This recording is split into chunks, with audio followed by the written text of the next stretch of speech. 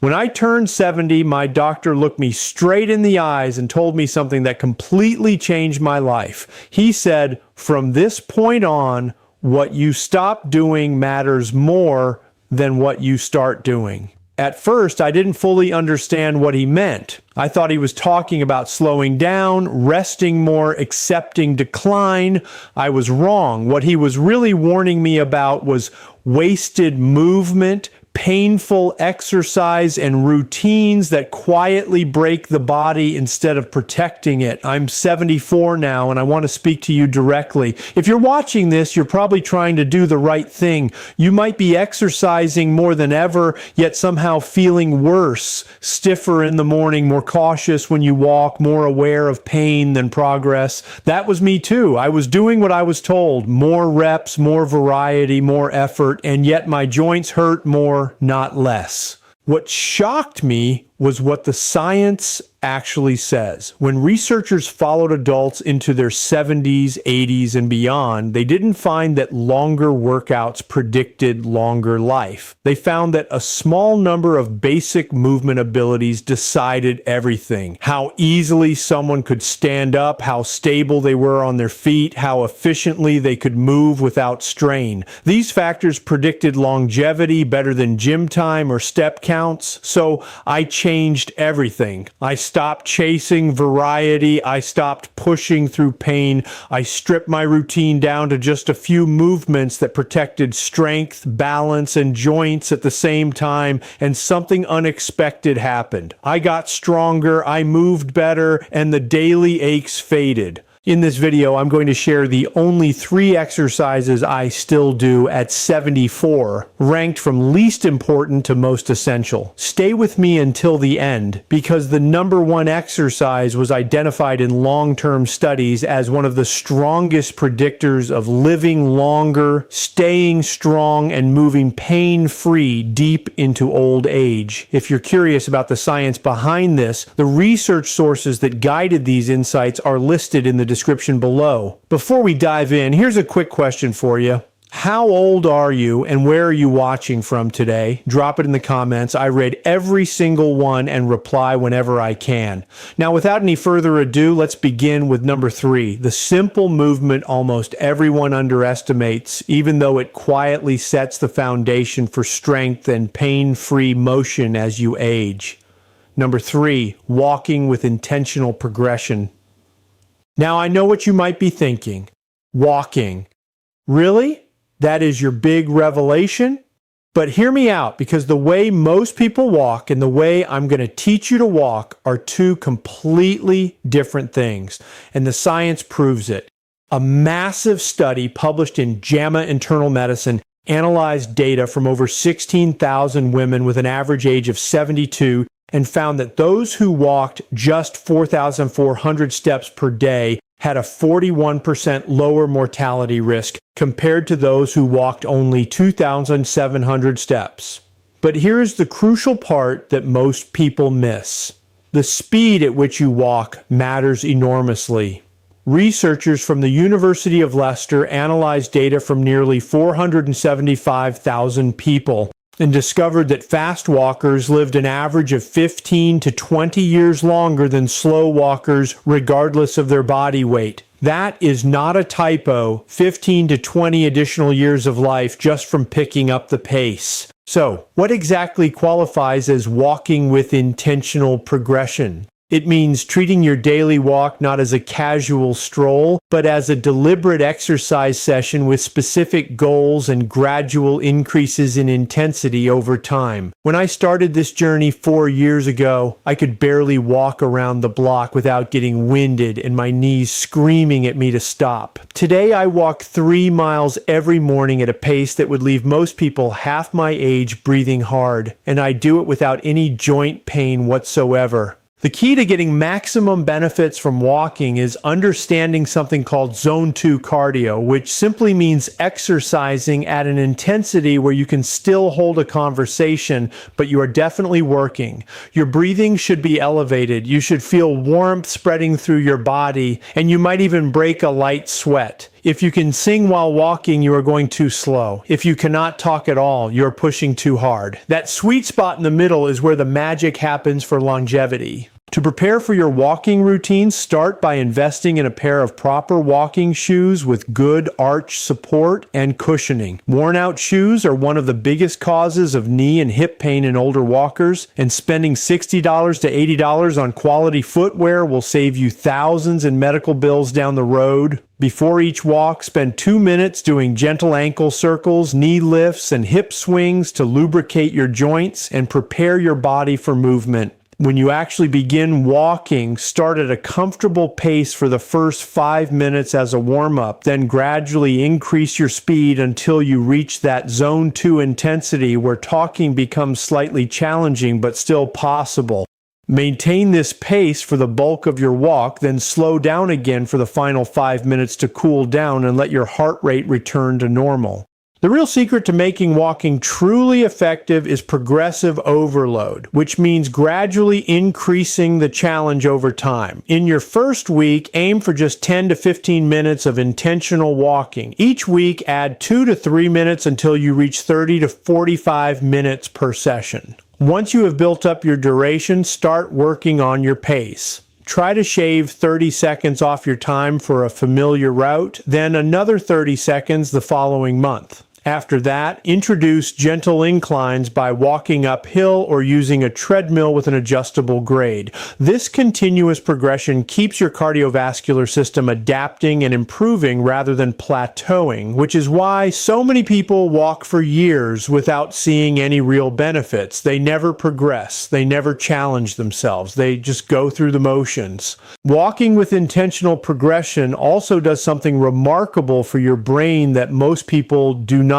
realize. Stanford researchers found that walking increases blood flow to the hippocampus, the brain region responsible for memory and learning. And this increased blood flow stimulates the growth of new neurons, even in older adults. Participants who walked regularly showed improvements in memory, attention, and processing speed compared to sedentary controls. So every time you lace up your shoes and head out the door, you are not just strengthening your heart and lungs, you are literally building a better brain. But as powerful as walking is, it cannot do everything your body needs to stay strong and mobile as you age. Which brings me to the next exercise that transformed my life in ways I never expected. Before we go any deeper, tap like and subscribe so you don't miss the game-changing advice coming up. Number 2, balance and stability training.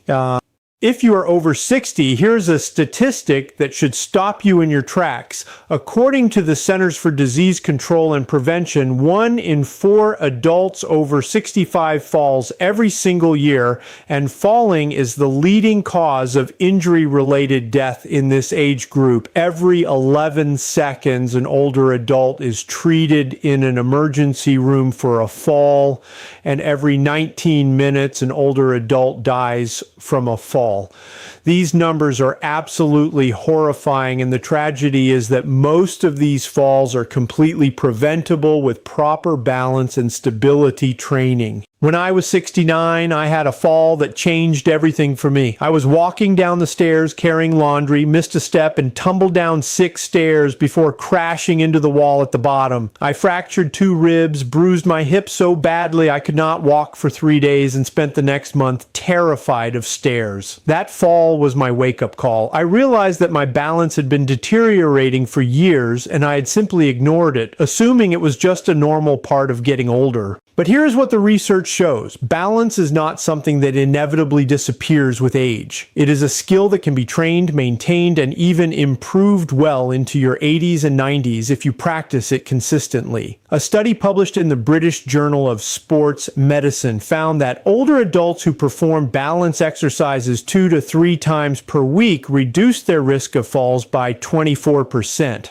Another study from the University of Sydney showed that balance training reduced the rate of falls by 37% in high-risk individuals. And here is the really fascinating part. The improvements happen remarkably fast. Research shows that just 4 weeks of consistent balance training can significantly improve stability and reduce fall risk. Your body wants to maintain its balance. It just needs the right stimulus to keep those systems sharp. The science behind why balance deteriorates is actually quite simple once you understand it. Your ability to stay upright depends on 3 systems working together. Your visual system tells you where you are in space relative to your surroundings. Your vestibular system in your inner ear detects head position and movement.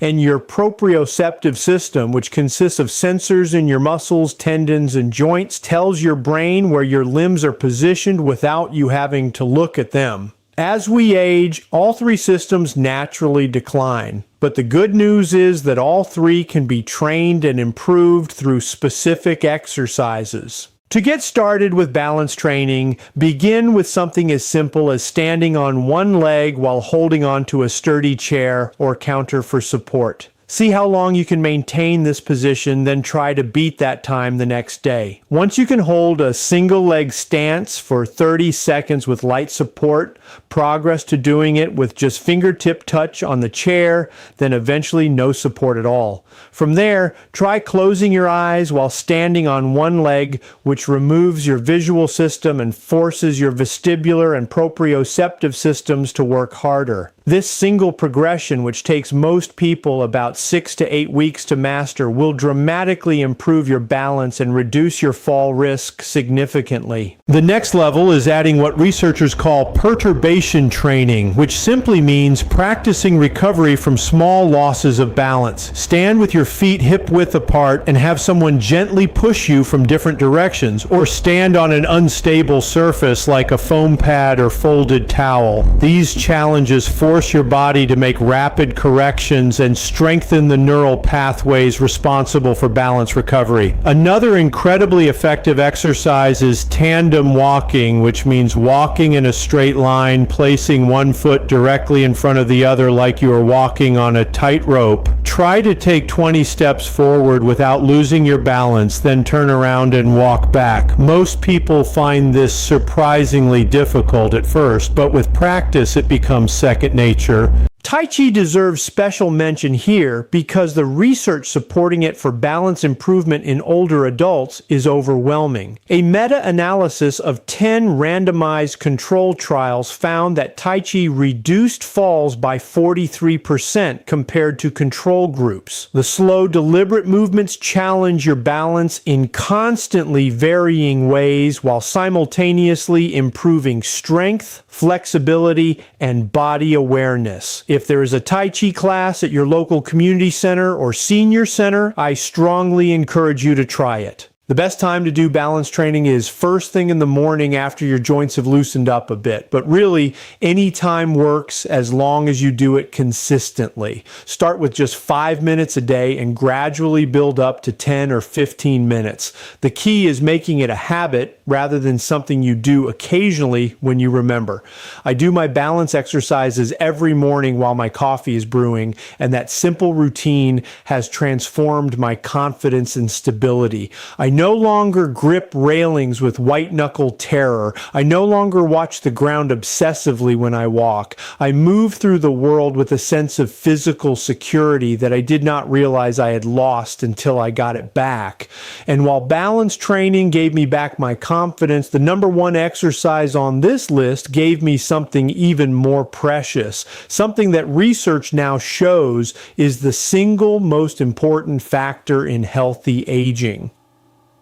Number 1, resistance training for strength and muscle preservation.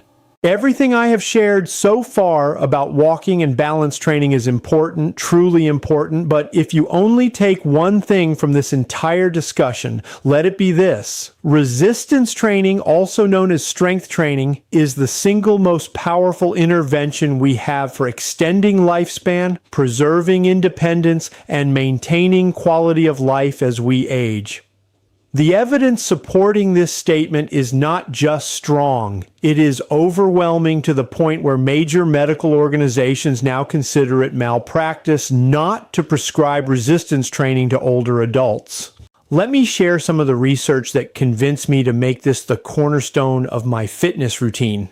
A study published in Preventive Medicine analyzed data from nearly 30,000 adults aged 65 and older and found that those who performed resistance training at least twice per week had 46% lower odds of all-cause mortality compared to those who did not. 46%. That is nearly half the risk of dying from any cause, simply from lifting some weights a couple of times per week. Another landmark study from UCLA found that older adults with more muscle mass had significantly lower mortality rates, leading researchers to conclude that rather than worrying about losing weight, older adults should focus on maintaining and building muscle.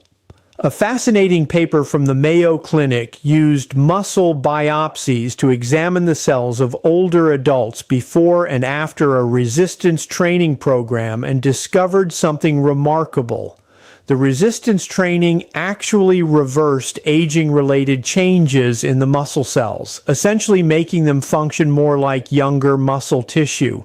The researchers described this as a reversing of the aging process at the molecular level. The reason resistance training is so powerful comes down to the unique demands it places on your body. When you challenge your muscles against resistance, you create microscopic damage to muscle fibers. In response, your body repairs and reinforces these fibers, making them bigger and stronger. But the benefits extend far beyond just bigger muscles. Resistance training increases bone density, which protects against osteoporosis and fractures. It improves insulin sensitivity, which helps regulate blood sugar and prevent or manage type 2 diabetes. It boosts metabolism because muscle tissue burns more calories at rest than fat tissue, making weight management easier. It reduces inflammation throughout the body, which is now recognized as a root cause of almost every chronic disease of aging. It improves cognitive function through increased blood flow and the release of growth factors that support brain health. It enhances mood and reduces symptoms of depression and anxiety. And perhaps most importantly for daily life, it preserves your ability to perform basic tasks like carrying groceries, climbing stairs, getting up from a chair, and playing with your grandchildren. Now, here's the critical part that so many older adults get wrong. They think resistance training means going to a gym and lifting heavy barbells, which intimidates them and keeps them from ever starting. But effective resistance training for longevity does not require a gym membership or expensive equipment. You can build significant strength using just your own body weight, resistance bands, or a pair of adjustable dumbbells at home. The principles that matter are progressive overload, meaning gradually increasing the challenge over time, and consistency, meaning doing it regularly, week after week. To get started, focus on what fitness professionals call the fundamental movement patterns. You need a pushing movement like a wall push-up or chest press. You need a pulling movement like a resistance band row. You need a squatting movement like a chair squat where you sit down and stand up from a chair. You need a hinging movement like a Romanian deadlift or good morning. And you need a carrying movement like a farmer's walk where you simply walk while holding weights at your sides. These 5 patterns performed 2 to 3 times per week will work every major muscle group in your body and provide all the benefits the research demonstrates. Let me walk you through exactly how to start if you are new to resistance training. Begin with the chair squat because it is accessible to almost everyone and targets the largest muscles in your body, your quadriceps, glutes, and hamstrings. Stand in front of a sturdy chair with your feet shoulder width apart. Slowly lower yourself down until your bottom touches the chair, keeping your weight in your heels and your knees tracking over your toes. Then push through your your heels to stand back up. That is 1 repetition. Start with 2 sets of 8 to 10 repetitions, resting for 1 minute between sets. When this becomes easy, progress by holding dumbbells or water bottles, using a lower chair, or pausing at the bottom position before standing. For your upper body pushing movement, wall push-ups are perfect for beginners. Stand facing a wall at arm's length. Place your palms flat against the wall at shoulder height, then bend your elbows to bring your chest toward the wall. Push back to the starting position. As you get stronger, you can progress to push-ups on a counter, then a sturdy coffee table, then the floor on your knees, and eventually full push-ups. For pulling, a resistance band attached to a door handle allows you to perform rows that strengthen your back and biceps. Stand facing the door, hold one end of the band in each hand, and pull your elbows back, squeezing your shoulder blades together. Bands come in different resistance levels, so you can easily progress as you get stronger by using a thicker band. The key to getting maximum benefits from resistance training is challenging your muscles sufficiently. Each set should feel moderately difficult by the last few repetitions. If you can do 15 or more repetitions easily without feeling any challenge, the resistance is too light and you need to progress. Conversely, if you cannot complete at least 6 repetitions with good form, the resistance is too heavy and you should scale back. Aim for that sweet spot of 8 to 12 repetitions where the last 2 or 3 feel genuinely challenging. Rest for 60 to 90 seconds between sets to allow partial recovery, then hit it again. Over time, as these exercises become easier, you must continue to progress by adding resistance, adding repetitions, adding sets, or slowing down the movement to increase time under tension. This progressive overload is what signals your body to keep adapting and getting stronger rather than plateauing. Proper nutrition also plays a crucial role in getting results from resistance training. Your body needs adequate protein to repair and build muscle tissue. And research shows older adults actually need more protein than younger people, not less. Aim for 0.8 to 1 gram of protein per pound of body weight daily, spread across all your meals. Good sources include chicken, fish, eggs, dairy, legumes, and protein supplements if needed to meet your daily goal. The transformation I have experienced from consistent resistance training over the past 4 years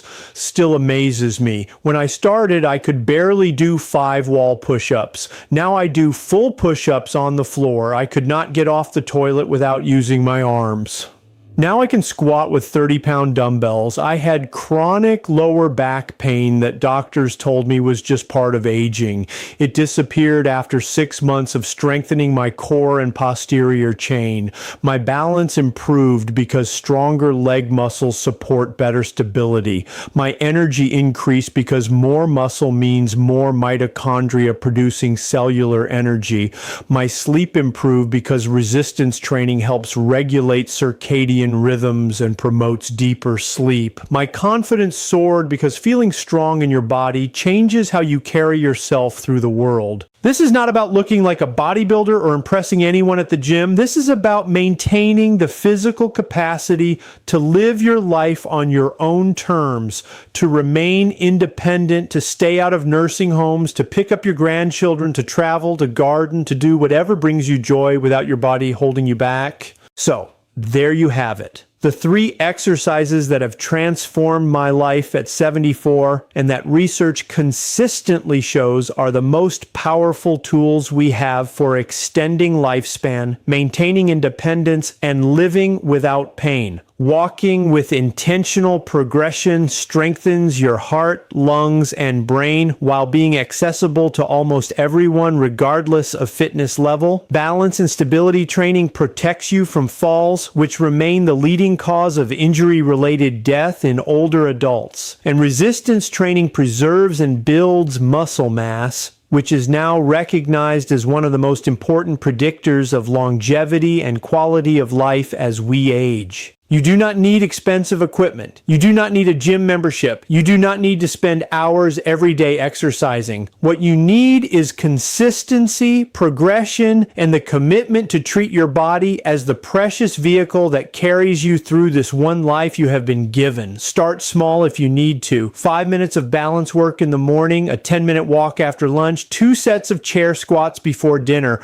Just start and trust that your body will respond because the research proves it will. The adaptations that keep us strong and mobile are not reserved for the young. They are available to all of us at any age if we simply provide the right stimulus. If this information helped you and you want to see more content about staying strong and healthy as you age, please take a moment to subscribe to this channel and hit that notification bell so you never miss a new video. Your support means the world to me and helps me continue sharing this life-changing information with our amazing community. Thank you so much for watching, and I will see you in the next one.